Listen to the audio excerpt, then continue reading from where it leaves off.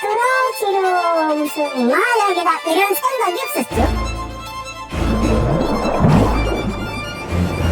Hongsu, stop your vessel now!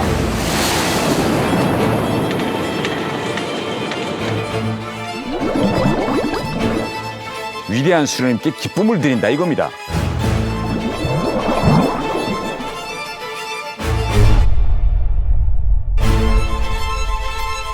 지금 북한이 마약 생산이 압도적으로 주민들이 하는 거예요. 마약 도매상이라고 봐야죠. 대한민국도 마약만큼 북한 먹지 않기만 해. 너만 있으면 맞겠네. 빠져나오는 게 굉장히 어려운, 저는 지옥문을 열었다라고 말씀을 드리는데,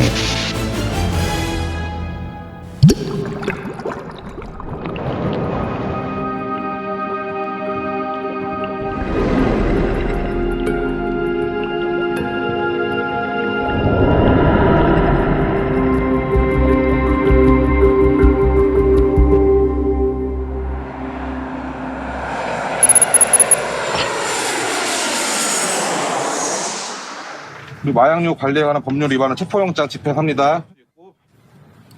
한국에서 가져온 체포영장이 승객 탑승 직전에 여객기에서 집행됩니다.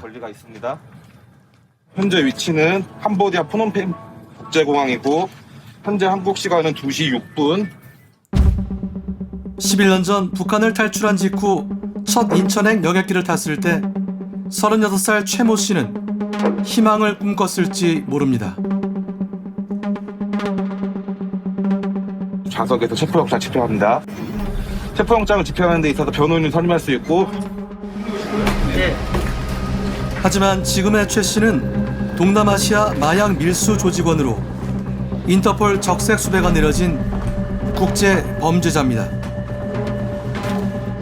이 사람이 한국으로 마약을 들여왔고, 그래서 이제 여기 판매책들이 판매하다가 이제 경찰이나 검찰에 잡히게 된 거죠. 잡히게 되면서 역추적하다 보니까 이제 이 사람이 보낸 걸로 확인이 됐고, 당시 검거 당시에 마약 수배만 10건이었습니다. 최 씨는 지난 3년간 중국, 태국, 베트남과 캄보디아에서 도피 생활을 했습니다. 지난해 태국 경찰에 체포됐지만 최 씨의 현지 인맥과 자금 동원력으로 곧 풀려났습니다. 저희가 듣기로는 2억 정도 됐다고 들었습니다. 보석금? 예, 보석금이. 거기 이제 지인도 있어가지고 변호사를 사서 이제 진행을 했습니다. 보석 풀려났는데 보석 기간 중에도 계속 마약을 판다는 첩보가 있었고. 다른 네 나라의 인터폴에서는 이 여자의 존재를 모르고 있습니다. 저희가 하기 전까지는 모르고 있었던 것 같습니다. 경찰은 최 씨가 국내에도 대량의 필로폰을 숨겨놓은 것으로 추정하고 있습니다. 그 전에 이제 들여놨던 물건들이 있다고 추정이 돼요. 마약 도매상이라고 봐야죠. 지금은 거의 꼭대기에 있어요.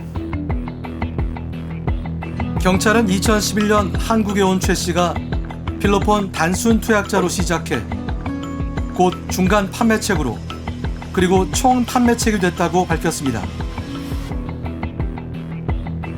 그녀가 짧은 기간에 마약 밀매 조직의 거물이 될 수 있었던 배경은 무엇일까? 20여 년간의 마약 수사관 경험을 살려 대학 강단에 선 윤흥희 교수. 그는 먼저 마약 조직의 구성부터 설명했습니다. 필로폰을 제조해가지고 총 판매책, 중간 판매책, 또 일반 판매책 이렇게 3단계로 나눠져요. 총 판매책은 제조책으로부터 가격을 싸게 사요. 구입을 했지. 그 이익이 많이 남아야 할 거 아니에요. 그렇죠? 대다수 총 판매책 얘들이 이제 구입해가지고 아까식으로 동남을 이동해가지고 이제 우리 국내에 밀반입하는 거죠. 최 씨와 같은 총 판매책의 역할은 무엇일까? 마약 공급책들이 북한산 필로폰이나 우리 한국산 필로폰하고 중국산 필로폰을 섞어서 판매 양을 늘리죠. 과거 북한산과 중국산 필로폰은 주로 중국에서 인편을 통해 들어왔습니다. 북한에서 제조된 필로폰을 국내에 몰래 들여와 유통시킨 일당이 경찰에 적발됐습니다. 이들은 중국을 오가는 보따리상의 짐 속에 필로폰을 숨겨 반입한 것으로 드러났습니다. 최 씨가 속한 동남아시아 조직은 공항 검색 등을 피하기 위해 인편을 사용하지 않습니다. 인터넷에서 국제 우편을 이용해서 가지고 오죠. 사실 북한산 필로폰은 중국 걸 통해서 중국 사마패, 일본 야쿠자들이 사실은 매입을 했어요. 그러다가 이제 결국은 우리 이제 또 탈북자들이 이제 관련이 되기 시작했어요. 국제 범죄 조직과 손잡은 일부 탈북민들의 역할은 순도 높은 마약 제조였습니다.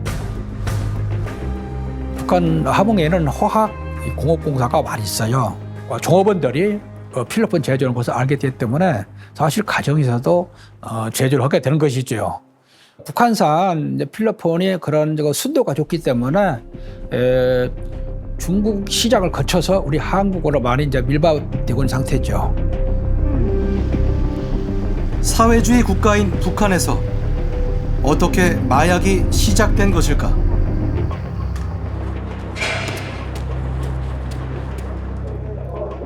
박모 씨는 목숨을 걸고 북한을 탈출해 5년 전 한국에 온 탈북민입니다. 그를 만나기로 한 곳은 구치소 접견실이었습니다. 한국에 온 이후 필로폰을 투약한 박 씨는 3년형을 받고 복역 중입니다. 안녕하세요. 안녕하세요. 그는 마약 사범이라는 사실을 무척 부끄러워했습니다. 하나원에서 감옥에 들어와보니까 내가 내 일을 짜고 한국에 목숨을 거는 거예요. 정말 목숨을 놓아지 않았어요. 2018년도에 제가 딸 둘이 장모 이름이 중국에까지 넘어왔다가 대리차 피 넘어갔어요. 솔직히 말해 집이 딸이 자식이 못 데려오니까 항상 이 머리 아프고 이런 걸 하세요. 맛은 좋잖아 편안하게. 필로폰을 구해다 준 사람도 함께 체포된 사람도 탈북민이었습니다. 약이 없으니까 감기 걸리면 여기 언제 오는 나들이 많잖아요. 야, 그거 좀 못 오라고. 돈 주면 어디가 싸워도 싸워. 그는 북한에서도 아편 중독자였습니다. 백도라지 농장 관리원 이 농장에서 키웠어요. 아편 있잖아요, 아편 이제 양귀비 하는 거. 그래서 보통 감기 걸리거나 한 달에 한 10번 나가서 그 정도는 많았어요. 그는 양귀비를 백도라지라고 부르면서 농장에서 재배했다고 했습니다. 다른 북한 분들도 많이 하세요. 야, 그거 개인들이 심어요. 그러니까 개인들이 심어서. 그러니까 아편 중독자라, 북한은 아편 중독자라 그래요. 얼마나 많은지 몰라요. 접견 종료 1분 전입니다. 끊기가 힘든가요, 그게? 아니요. 끊어요, 이거. 끊을 수 있어요. 네, 내 다시는 안 맞을 거예요. 우리 내 있잖아요. 자식을 봐서라도 내 두 딸을 봐서 나 이렇게 안 살았거든요.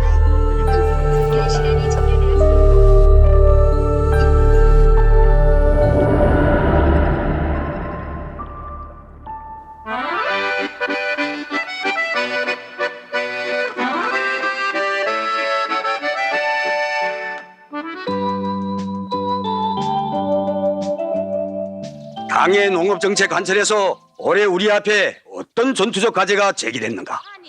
해가 서산에 들어갈까 말까 하는데 벌써... 협동농장은 북한 영화에 자주 등장하는 북한 주민들의 경제적 터전입니다. 공동 생산한 농작물을 국가에 납부하고 나머지는 농장원들이 나눠 갔습니다. 기술원인 내가 있잖아. 그렇지. 어라여, 우리가 먹는 쌀을 우리 땅에서 우리 손으로 해결 못한다면 우리 농민들을 어떻게 땅의 주인이라고 말하겠어요?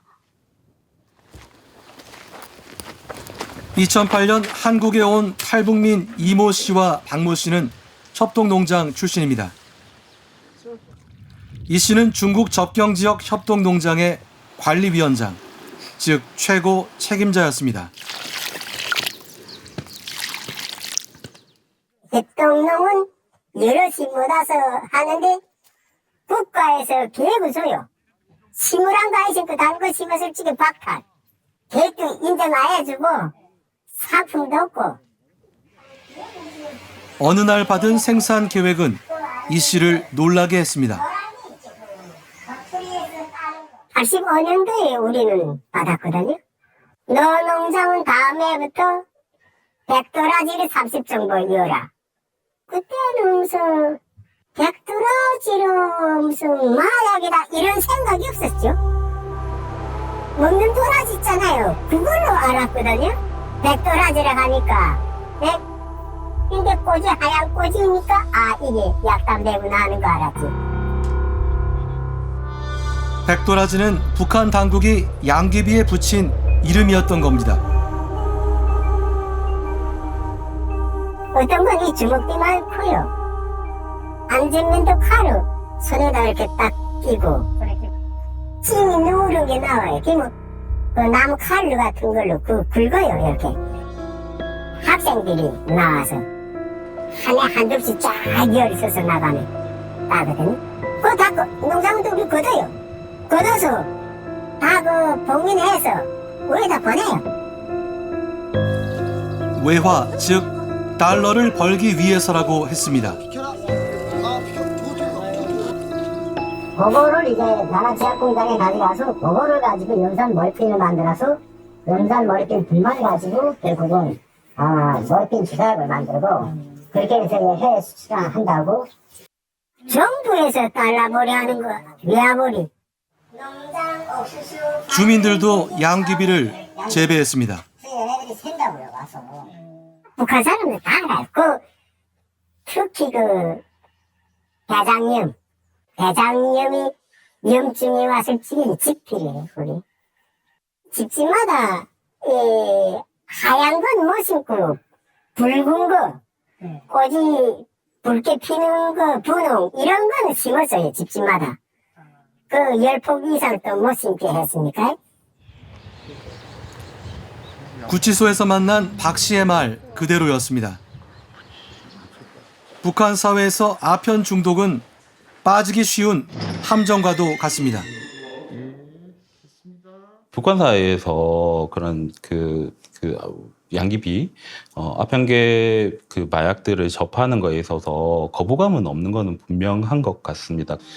머리를 구성하고 있는 신경세포 하나하나들도 한번 중독 성향이 증가가 되면 언제라도 그 상황, 그 행동들 아니면 그 물질을 취하는 그런 상황들을 반복될 수 있는 그런 특징들을 가지고 있기 때문에 중독 질환이 한번 생기면 평생 동안 지속된다고 생각을 하셔야 됩니다. 미국 국무부의 국제 마약 통제 전략 보고서 1999년판은 북한의 양귀비 재배 면적이 최대 7,000헥타르, 즉 축구장 10,000개 넓이에 이른다고 추정했습니다. 보고서는 북한 당국이 양귀비 재배 사실은 인정했지만 의약품용이라고 해명했다고 전했습니다.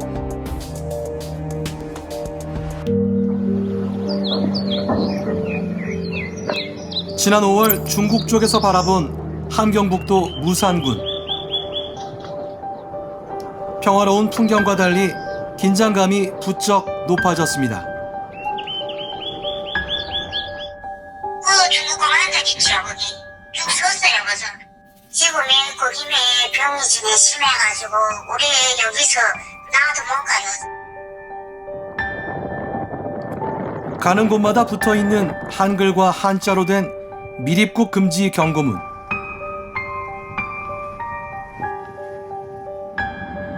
북한군 초소가 보이는 개울가는 주민들이 몰래 물고기를 잡던 곳입니다.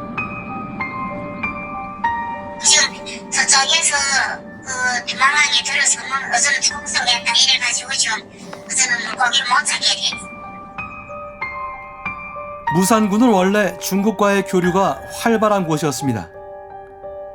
바로 그 이유 때문에 무산군에서 필로폰이 생산되기 시작했습니다.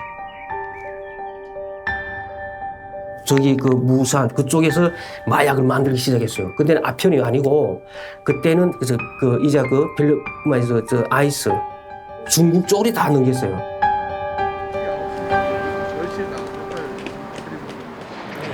삼 년 전 한국에 온 김은덕 씨는 북한에서 검사였습니다. 25cm를 좀 올렸어요. 전국적으로 지금 마약 범죄들이 많았어요. 특히나 그때는 아편보다도 이제 삥두가 많았어요. 삥두가.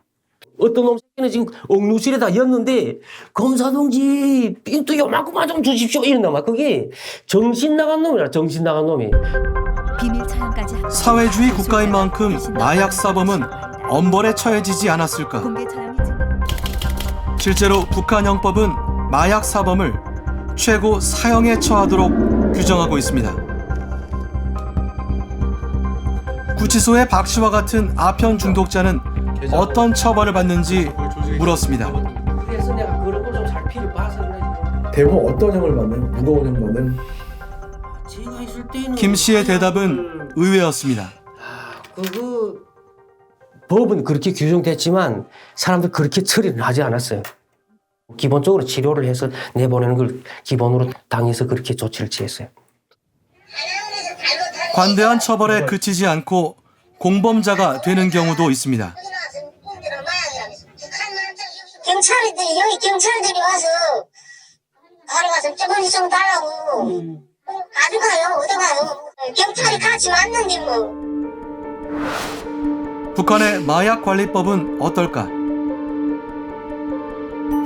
제2조 마약의 정의, 중독과 이상현상 등에 대한 설명은 우리가 알고 있는 사실과 다르지 않습니다. 그러나 제41조엔 처방만 있으면 공민, 즉 주민이 병치료에 마약을 쓸 수 있다고 돼 있습니다. 만일 처방을 구할 수 없는 상황이라면 어떻게 될까? 농촌 같은 데는 그 병원에 보니까 갑자기 지금 구급을 못 하니까 아편을 갓난아이한테도 놓는다니까. 약간씩 물어서 약간씩 이제 풀어서 하면 돼요. 사용할 수 있게 지금 규정이 되어 있어요. 공민이 주체예요. 공민이 할 수 있다.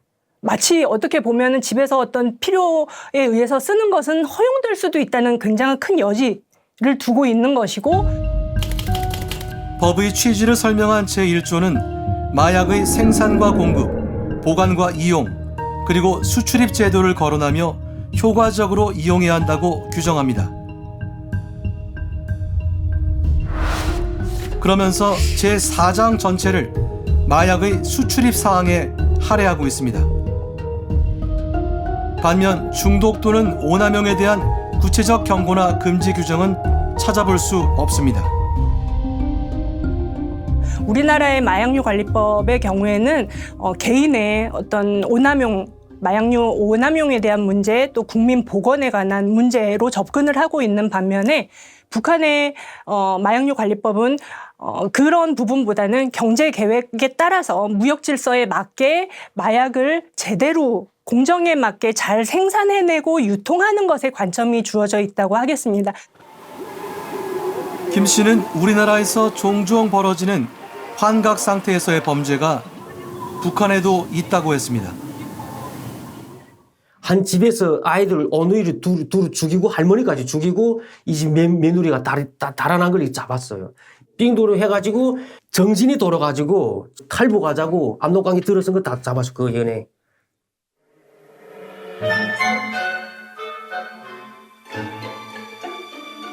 야, 승냥놈은 정말 나쁜 놈이지. 우리가 어떤 놈들을 승냥이라고 하나요? 미세먼지입니다. 사고 와를 훔쳐 북한 주민들은 어릴 때부터 미국은 민족의 원수라고 배웁니다. 그런 주민들에게 달러벌이를 하도록 한 이유는 뭘까?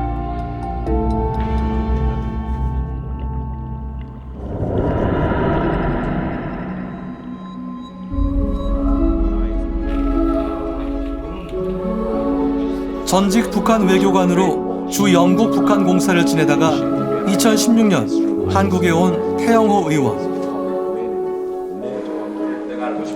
태 의원은 북한 마약이 외화벌이 수단이 된 사연을 이렇게 설명합니다. 이야기는 70년대 초로 거슬러 올라갑니다. 그때 당시 김일성의 아들 김종일, 맏아들이죠. 이 김종일이 어떻게 하면 내가 이거 후계자가 돼야 되겠다 이런 생각을 가지게 된 겁니다. 위대한 소령님께서는 내가 11살 때 나에게 권총을 주시었습니다. 그것이 얼마나 귀중한가 하는 것을 가슴 깊이 느끼게 되었습니다. 그 총과 언제나 함께 계시는 경애하는 장군님. 그때 당시 김종일의 직무가 뭔가 하면 중앙당 선전선동부 예술부문 담당이었습니다. 그래서 예술부문에서부터 손가모를 만들어서 자기 능력을 아버지한테서 보여줘야 되겠다. 일본에서 일본 사람들이 만든 그런 좋은 기재를 들어와서 사용하만이 스크린이 이제 스크린 혁명을 일으킬 수 있다. 친애하는 지도자 동지의 비범한 영도는 마침내 주체적 영화 예술의 빛나는 혁명 전통이 이룩되게 하고 이거 내가 손가물을 내려면 외화가 있어야 되겠구나라는 걸 알게 됐습니다. 위대한 수령님의 불멸의 혁명 업적을 폭넓고 심오하게 형상하는 다부작 혁명 영화 조선의 별 창작 사업도 몸소 조직 지도하시었습니다. 70년대 초까지 북한 사람들은 외화라는 걸 보질 못했어요. 북한 돈 가지고 다 해결됐거든요. 야, 이거 좀 돈 될 만한 게 있으면 그걸 이제 원천을 찾아서 팔아서 위대한 수령님께 기쁨을 드린다 이겁니다. 네, 그래서 충성의 외화벌이 운동이라는 게 이제 시작됩니다. 북한에서는 아편하면 걸리니까 백도라지 뭐 이렇게 해서 북중국경 사람들이 인적이 드문 외진 곳에서부터 일본에 넘기는 이런 구조가 서서히 형성되기 시작합니다. 이때 등장한 인물이 바로 지난 2013년 처형된 장성택. 그는 외교관들을 활용했습니다. 그때 당시 장성택, 김일성의 사이죠. 외교 행랑. 외교 행랑에 몰려가지고 국경을 넘으면 이걸 세간이 들여다보지 못한다는 걸 이 사람이 알게 됩니다. 그래서 이거 외교 행랑이 있는데 왜 이걸 가지고 돈 벌 생각을 안 하느냐. 이 돈을 미천을 해가지고 이제 엄청난 실적을 올려서 이제 후계 구도에 된다. 이 같은 배를 탔으니까. 그러나 사고가 연이어 터집니다. 러시아 태평양 함대 방첩부대는 북한이 지난 70년대부터 마약을 해외로 수출하기 시작했으며 대부분의 마약을 극동 연해 지방을 통해 내보내고 있다고 밝혔습니다. 마약 수출에 면세주리와 담배 밀수까지 국제적 망신이었습니다. 이거 뭐 온 세계가 다 떠들었으니까 그때 김일성도 화났고 김정일도 화났습니다. 내가 언제 이렇게 마약으로 돈을 벌려고 했느냐. 당의 규정, 정책은 절대 불법적인 방법으로 외화 벌려는 게 아니거든요. 그 한국 인구 역사는 진짜 재미있는. 안드레이 란코브 교수는 러시아 출신의 세계적인 북한 전문가입니다. 2013년 미국의 오바마 전 대통령이 백악관에 초청해 대북한 문제에 대한 조언을 구했던 인물입니다.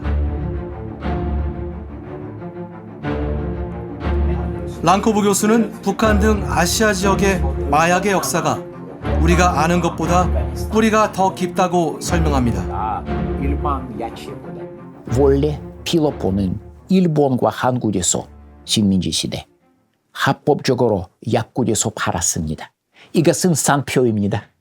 매우 강한 피로 회복제라고 생각했습니다. 뿐만 아니라 제2차 대전 때 여러 나라에서 군대, 특히 공군은 피로 회복제로 피로폰을 그냥 배급받았습니다. 그래서 북한에서도 아마 70년대부터 인민군을 위해서 피로폰 생산을 시작했습니다. 사람들은 당연히 별로 나쁘게 생각하지 않습니다. 중독성에 대해서 과소평가입니다.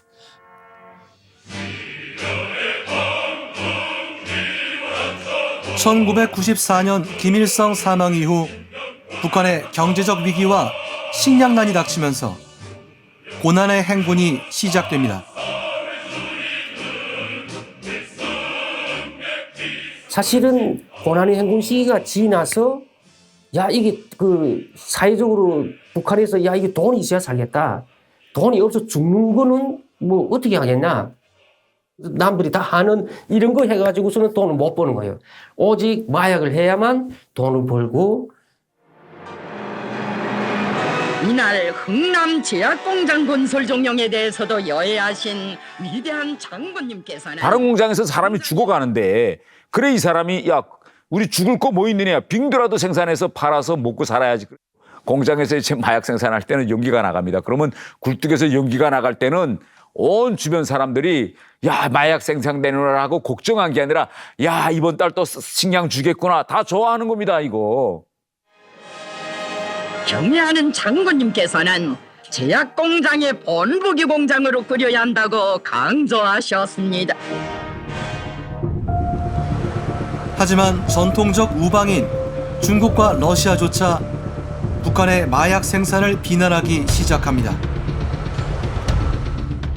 북한은 정책적으로 재배한 양귀비를 아편 등으로 제조해 중국 정부의 한 관리가 폭로하는 것으로 홍콩의 아주 주한 최신호가 보도했습니다. 북한 마약 밀수범을 검거하기 위해서 수사관들이 들이닥칩니다. 실내에서 2명의 북한인을 붙잡았고 8kg의 순도 높은 헤로인도 압수했습니다. 이 즈음 뉴욕타임즈는 북한을 $100 위조 지폐의 출처로 지목했습니다. 위조 화폐를 만들기 시작했고 여러 약초를 해외로 밀수출하기 시작했고 상아까지 아프리카에서 산화 밀무역과 조금 관계가 있었고 그 위조 담배를 생산했고 진짜 수단과 방법을 가리지 않고 그 외화보를 했습니다.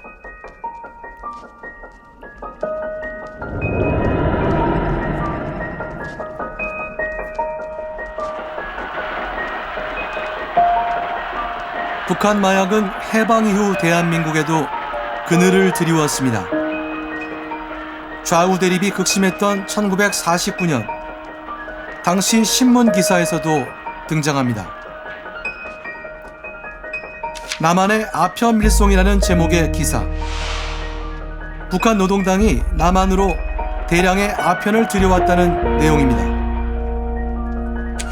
남한 국민들의 건강을 마비시키고 남로당 운영 자금을 충당하기 위해서였다는 당시 서울시경국장의 인터뷰 기사입니다.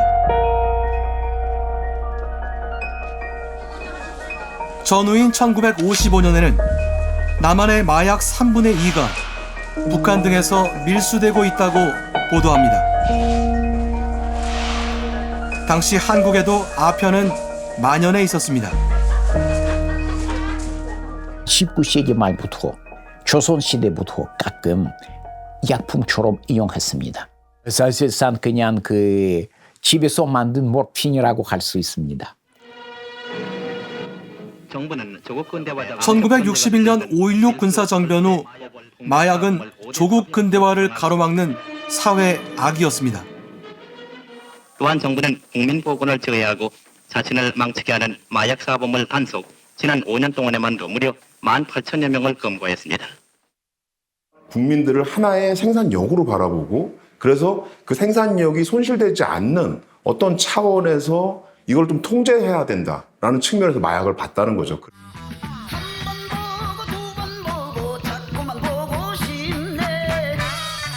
70년대에는 연예인 대마초 사건이 사회적 지탄을 받았습니다. 아, 이거는 아주 심각한 문제구나. 마약이 들어오면 그걸 먹으면 마치 그냥 모두 폐가망신하는 듯한 느낌으로 굉장히 대대적으로 보도가 되고 홍보가 됐던 부분이 있는 거죠. 그걸 통해서. 80년대와 90년대 이른바 환각 파티가 비난을 받았습니다.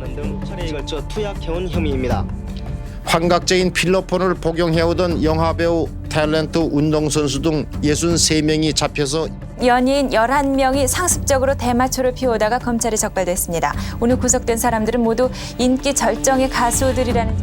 그뒤 연예인들의 마약 관련 사건은 마약에 대한 한국 사회의 감수성이 강화되는 데에는 분단 국가라는 특수성이 작용했습니다. 더욱이 지난 91년 9월 베트남전 이후에 미국에서 일어났던 히피 운동이나 이런 게 청년 문화, 한국으로 들어와서는 청년 문화로 많이 접목이 되면서 대마초 같은 거 일반적으로 많이 하고도 했다는 거죠. 그래서 이 청년들을 통제하는 수단으로서 강력한 마약에 대한 제재 같은 것들을 넣었다는 거예요. 그리고 마약에 대한 감수성, 위험성에 대한 경고는 계속 이어졌습니다. 법으로 금지돼 있는 양귀비를 가정 상비약이나 관상용으로 키우는 농가가 크게 늘고 있습니다. 경찰은 대대적인 단속을 벌이고 있습니다.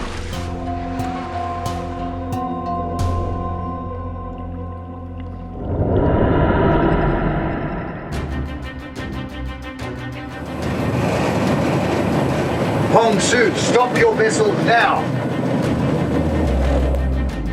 2003년 4월 16일 호주 동부해안. 호주 경찰이 4,000톤급 북한함을 쏜 봉수호에 정지 명령을 내립니다.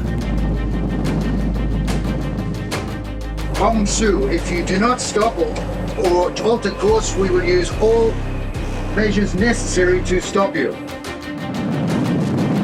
호주 특수부대가 봉수호를 납포하고 선원들은 체포됩니다. 헤로인 밀매 혐의였습니다.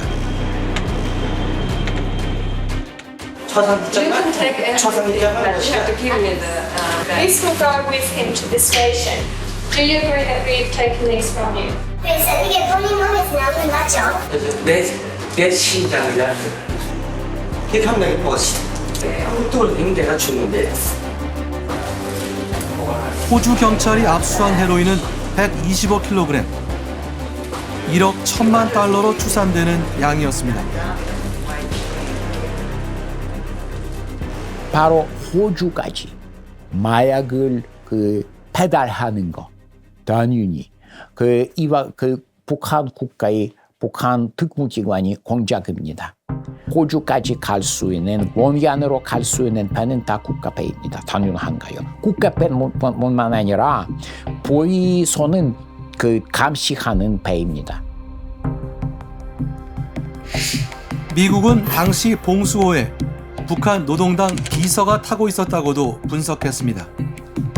이 사건의 파장은 전 세계로 퍼졌습니다. 하지만 놀라운 반전이 연출됩니다.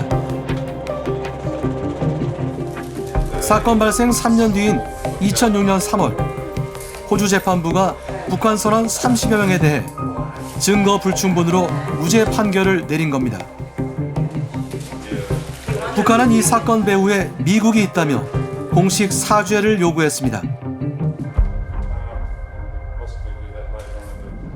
그러나 호주 정부는 바로 행동에 나섭니다. 호주 공군의 F-111 전폭기가 먼 바다로 끌려 나온 봉수호로 접근합니다.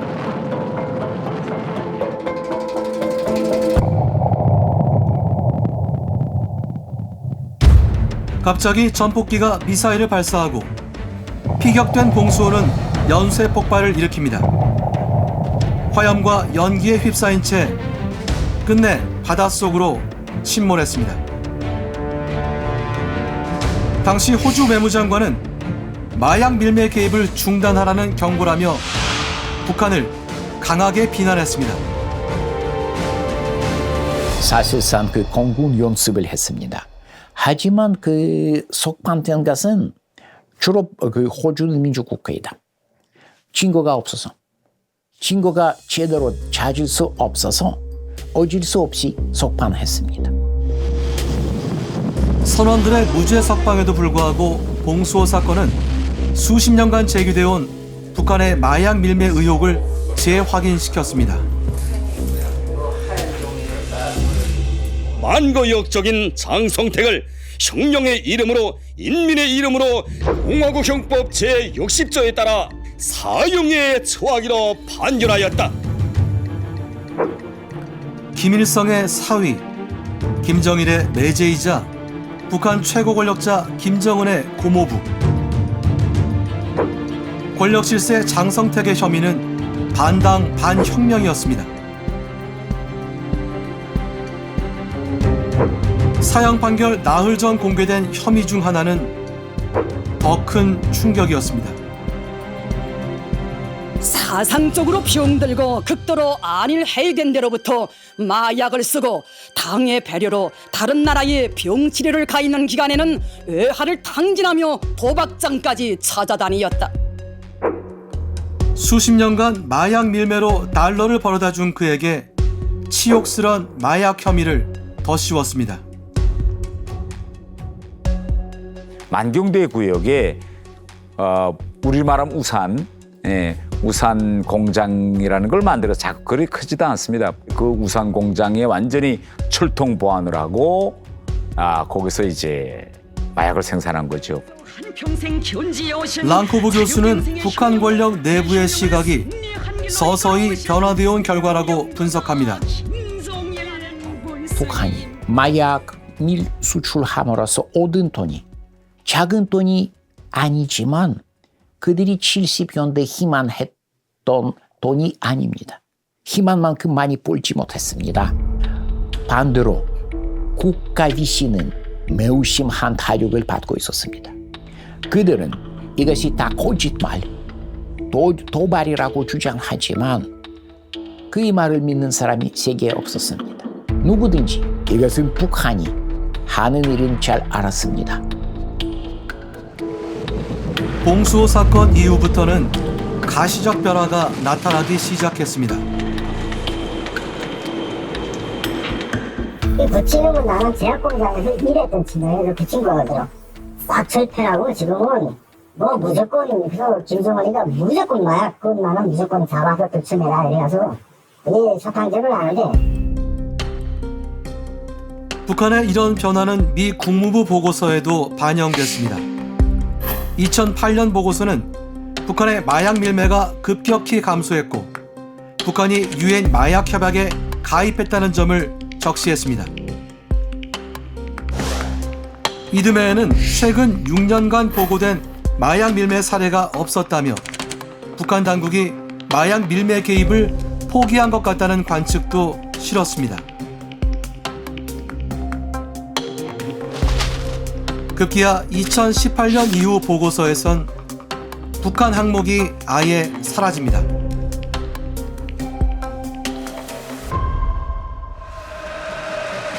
지난해에는 이른바 마약범죄방지법이 최고인민회의를 통과해 이른바 정상국가를 지향하는 북한 당국의 의지를 천명하기도 했습니다. 전원회의에서는 마약범죄방지법의 채택과 국가사회제도의 안정과 인민의 생명 건강을 해치는 위법 행위들을 미연히 방지하기 위한 조항들. 그렇다면 북한의 마약 문제는 완전히 해소된 것일까?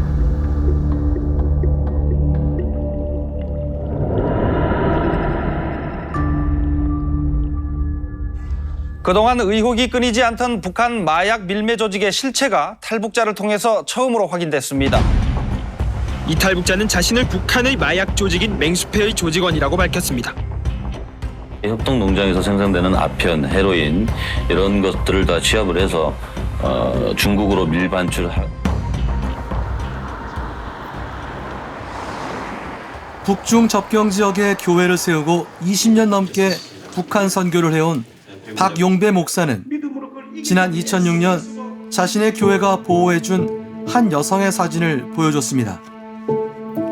자신을 탈북민이라고 소개한 이 여성은 처음엔 신앙생활에 열중했지만 곧 생각지도 못했던 일이 터졌습니다. 제가 가면 이제 또 공안 한 10명 정도 데리고 정복 입은 사람 데리고 와서 이 자매를 막 그 자리에서 막 때리고 밟고 막 하더라는 거예요. 그러면서 방금 가져온 보따리 딱 여니까 옷가지 밑에 마약 등을 있더라는 거죠. 그러면서 이 자매가 쓰고 있는 비키니 옷장이 있었는데 그걸 확 열고 다 뒤지니까 마약 등을 또 나온 거예요. 그녀가 공안에 끌려간 뒤 북한에서 그녀의 남동생이라는 사람이 교회의 보호자에게 전화를 걸어왔습니다. 마약을 내놓으라고 협박했습니다. 누나가 없다. 공안에 끌려갔다. 거짓말하지 마라. 안 바꿔주면 가족 다 죽이겠다. 그러다가 북한의 높은 간부라는 사람을 바꿔주며 더 강하게 협박했습니다. 그 동생이 전화하다가 또 간부를 바꿔주는데 가족 이름 다 대고 조카 이름 대고 손자 몇 학년이고 전화번호 이거 다 대면서 너 가족도 다 몰살시키겠다. 그때 완전히 거기서 폐쇄를 해버렸어요. 그래서 제가 이제 추측해 볼 때 저는 저 자매가 굉장히 믿음이 잘 자라고 있는 거 진짜 탈북자인 줄 알았는데 마약 공급책인 거죠. 그러니까. 봉수호 사건 이후 북한 당국의 개입은 점차 사라졌지만 지방의 권력자들이 마약 제조 기술을 가진 민간인들과 손잡고 범죄 조직을 만들기 시작합니다. 지금 북한이 그 마약 생산이 압도적으로 주민들이 하는 거예요.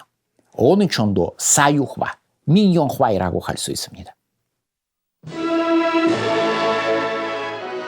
위대한 수령님께서는 베이징에서 숙소를 방문하여 온 모택동 동지와 감격적인 상봉을 하시었습니다.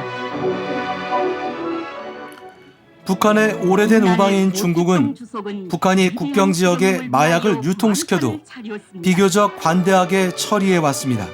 모택동 동지를 또다시 만나시었습니다. 2014년 영국의 군사안보 싱크탱크인 왕립합동군사연구소는 이 관대함 때문에 중국이 북한 마약 유통의 경유지가 됐다고 분석했습니다. 북한의 범죄 조직은 필로폰 제조 기술과 시설을 제공하고 중국 범죄 조직은 필로폰 원료인 중국의 특정 자생식물을 공급하면서 국제적 경쟁력을 확보했다는 겁니다. 북한은 사실 없어요. 그래서 북한 마약 필로폰 제조자들이 이제 중국에서 이제 수입해가지고 거기서 이제 에피드린을 추출해가지고 이제 북한산 마약이 이제 우리 한국에 왔던 거죠. 중국이나 북한에서 그 가격이 쌀 수밖에 없죠. 왕립합동군사연구소는 북한 당국조차 통제할 수 없는 상황이라며 북한을 마피아 국가라고 규정했습니다. 더 나아가 북한과 중국 그리고 한국의 범죄 조직들이 마약 거래 삼각지대를 형성해 동북아시아는 물론 국제사회를 위협하고 있다고 분석했습니다. 그리고 한국이 이들 국제조직의 마약이 미국과 유럽 등으로 유통되는 중요 경유지가 됐다고 했습니다. 탈북민 출신의 마약 밀매 총책 최모 씨. 최 씨의 사례는 아시아가 한국이 더 이상 북한 마약 관련 조직으로부터 청정지대가 아님을 보여주고 있습니다.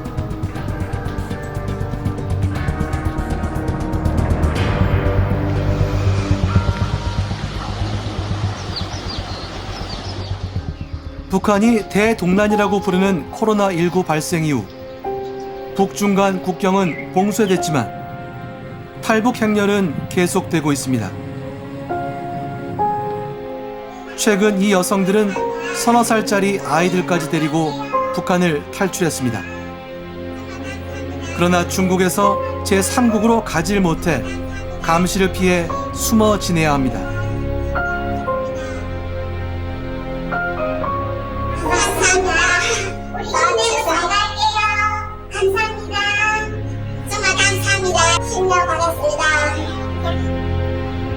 한국에서 보내준 후원금을 잘 받았다며 감사 인사를 전하려고 찍은 영상입니다. 그 무서운 건 국경을 넘다가 그쪽 군인들한테 잡혀서 중국으로 추방시키면 이 사람들은 그냥 붙잡혀서 북송이 돼야 될 사람들이기 때문에. 김정은 집권 이후 북한의 사회 감시 체제는 더 강화됐습니다. 마약에 대한 대응 수준도 높아졌습니다. 감시 강화 때문에 어느 정도 그 마약 사용, 마약 생산을 단속할 수 있게 됐습니다. 단절하기 어렵다. 그래도 규모를 줄일 수 있다. 그러나 북한 마약 문제가 찻잔 속의 태풍으로 그치지 않으리라는 것이 전문가들의 판단입니다. 그들은 사실상 그 마약 유통 때문에 신경을 많이 쓰지 않고 국민들에게 그 마약이 얼마나 위험할지 제대로 알려주지 않았습니다. 북한 정부는 뒤늦게 이와 같은 현상이 얼마나 위험할지 깨달았습니다. 저는 맨날 이제 지옥문을 열었다라고 말씀을 드리는데 내가 아무리 안 하려고 막 이를 득득거리면서도 참아내려고 해도 이거를 타고 넘어오는 갈망의 쓰나미가 있거든요. 그 상황 안에 딱 빠져드는 순간에는요, 이 단 1초의 고민도 없습니다. 그냥 합니다. 건강한 사회적 기반이 갖춰지지 않은 상태에서는 중독이 무엇보다도 빠르게 확산될 수 있는 배경을 다 갖추게 된 거고요. 고통으로 벗어나기 위한 목적으로 자꾸 약을 한다는 거에 포커스가 맞춰져야 된다는 거죠. 그래서 구치소에 수감된 탈북민 박 씨는 한국에 와서 많이 놀랐다고 했습니다. 대한민국도 많고 이도 많고 이런 걸 느꼈어요. 그리고 북한 못지않기만 해. 너무 말씀 나겠네.